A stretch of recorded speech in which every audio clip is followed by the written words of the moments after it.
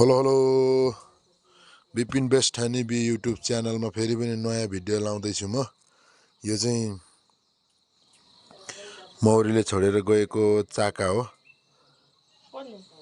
यो कृत्रिम चाका दिएको जस्तै म यो चाका चाहिँ एकदम राम्रो क्लियर सफा भएको हुनाले गर्दाखेरि मौरी फुल भएको घारमा चाहिँ माथिबाट म कक्षामा दिँदैछु। हेरौँ कतिको सक्सेस हुन्छ, कतिको मह लाउँछ यसमा म तपाईहरुलाई देखाउने छु।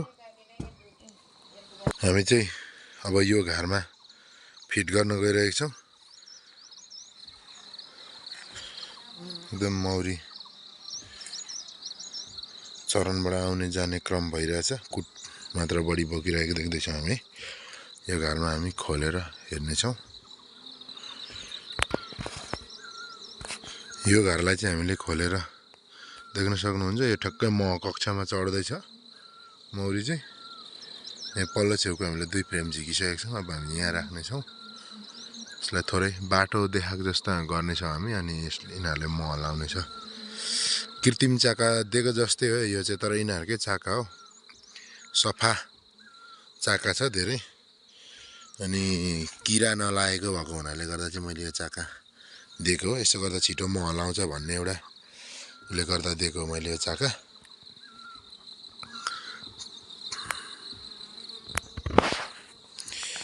हामीले यसलाई चाका दिइसकेका छौँ सबै। यहाँबाट देख्न सक्नुहुन्छ। यहाँनिर यो मह लाउन सुरु गरिसकेको छ। माथिल्लो मह च्याम्बरमा चाहिँ कक्षामा चाहिँ मह लाउन सुरु गरिसकेको छ यसले। त्यसमै हामीले थपिदिएका छौँ छिटो मह लाओस् भनेर। अझ हेर्नुहोस् मौरी निकै ठुलो छ यो घर। मौरी एकदम कुट मात्र बोकेको देखिन्छ प्रायः जस्तो। मौरीको यो दोस्रो सिजन सुरु भइसकेको छ। उभौलीको सिजनमा चाहिँ यो हाम्रोतिर चाहिँ बसेको मौरीले चाहिँ यसरी मह बोक्न थालिसकेको, कुट बोक्न थालिसकेको छ। अब चाहिँ यो मौरी जाँदैन, निर्धक्क हुँदा हुन्छ। यस्तै नयाँ नयाँ भिडियो हेर्नका लागि, केही जानकारी पाउनका लागि विपिन बेस्ट ठानी बी युट्युब च्यानललाई सब्स्क्राइब गर्न चाहिँ नभुल्नु होला। तपाईहरुलाई केही नयाँ नयाँ कुराहरू जान्न छ भने। धेरैजनाले यो मलछाप्रो कालमुखे भन्दा रहेछन्। यसको लागि चाहिँ के होला उपाय सर भन्दै हुनुहुन्थ्यो। यसको लागि उपाय भनेको चाहिँ विकल्पमा चाबी थापेर मार्नु बाहेक र यस्तै घरमा राख्नु बाहेक चाहिँ केही उपाय हुँदैन। घरमा पनि यो हामीसँग धेरै किसिमको घार छ। यो भयो एउटा। यसलाई चाहिँ त्यो मलछाप्रो कालमुखीहरूले केही गर्न सक्दैन यो घारलाई चाहिँ। यो धेरै ठुलो छ, धेरै गहक छ। यो घार जम्मी 3टा घार एकजनाले मात्र बोक्न सक्छ। एकजनाले 3टा घार मात्र बोक्न सक्छ यो। अनि हामीसँग अर्को घार पनि छ, म तपाईहरुलाई देखाउने छु। यहाँनिर छ यो एउटा घार। यो खालको घारलाई चाहिँ त्यसले सजिलै पल्टाउन सक्ने, कोट्याएर खाने गर्छ। यो चाहिँ अलिक पातलो र अलिक हल्का भएको हुनाले गर्दाखेरि चाहिँ यो खालको घारलाई चाहिँ त्यसले सजिलै पल्टाउने गर्दछ। अनि कोट्याएर पनि खाने गर्दछ, किनकि यो घार पातलो छ त्यही भएर। र यस्तो डुँडहरू देख्न सक्नुहुन्छ। यो खालको डुँडहरू पनि त्यसले चाहिँ कोट्याएर खाने गर्छ। यो पनि एकचोटि कोट्याएर खाएको हो खाना चाहिँ, तर म यसमा बसिरहेको छु। मैले घरमा यसलाई सिफ्ट गर्नेछु।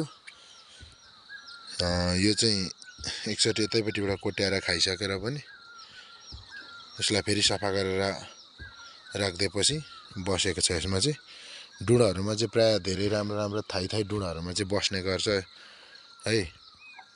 अब यसरी एकचोटि खाएपछि पनि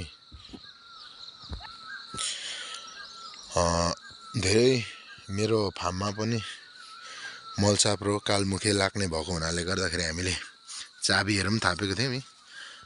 पुरा स्टिल अन नै छ यसको, तर उता अरूलाई खाएर हामीले थापेको थियौँ। यसमा चाहिँ आएको छैन। अब आउँदैन भन्ने आशा गरिरहेछु। देख्न सक्नुहुन्छ। हामीले 2-3 वटा चाबी थापेको थियौँ। यो घार एकदम राम्रो भएको हुनाले गर्दाखेरि यसले पनि के गर्छ भने चिनिहाल्छ के कुन चाहिँमा मह छ कुन चाहिँमा छैन, छानी खाने गर्छ क्या यसले, यो मलसाप्रोले चाहिँ। अनि हामी चाहिँ मह भएको अलिक आफूले हेर्दाखेरि यसो गेस गरेर मह भएको अलिक राम्रो चलेको देखेर चाहिँ हामी यसलाई चाहिँ चाबी थाप्ने गर्छौँ। अब यस्तो घारहरूलाई चाहिँ त्यति साह्रै पल्टाउने गर्दैन यो खालकोलाई चाहिँ। यसमा मैले कलर गरेको छुइनँ, यो चाहिँ धेरै गरुङ भएको हुनाले गर्दाखेरि हो। अनि यसमा हामीले बनाउँदाखेरि नै मुनिको चाहिँ खोल्नु नसक्ने खालकै छ, धेरै बाक्लो छ, देख्न सक्नुहुन्छ यस्तो बाक्लो भएको हुनाले गर्दा चाहिँ। अनि यो चाहिँ पातलै छ, तर पनि यो माथि देख्न सक्नुहुन्छ है बाक्लो छ। त्यही भएको हुनाले गर्दा यसले कोट्याएर कोतारेर चाहिँ कदापि पनि गर्नु टोकेर चाहिँ सक्दैन। अनि यो धेरै गरुङ छ, त्यही भएको हुनाले गर्दाखेरि चाहिँ यसलाई पल्टाउन सक्दैन। त्यही भएर यो चाहिँ त्यसबाट बस्छ यो खालको घार चाहिँ। त्यो अघि मैले देखाएको त्यो घार चाहिँ धेरै पातलो भएकोले गर्दा त्यसलाई चाहिँ पल्टाउन सक्ने, हल्का हुन्छ। अनि हावाहरूले पनि पल्टाउँछ त्यस्तो घारलाई चाहिँ। अनि पातलो भएर मलसाप्रोले कोट्याउनु पनि सक्छ। हस् त, धन्यवाद, हेर्दै गर्नुहोला। केही जिज्ञासाहरू लागेमा कमेन्ट गर्नुहोला। विपिन बेस्ट हनी बी नेपाललाई सब्सक्राइब गर्न नभुल्नुहोला। हस् त, धन्यवाद।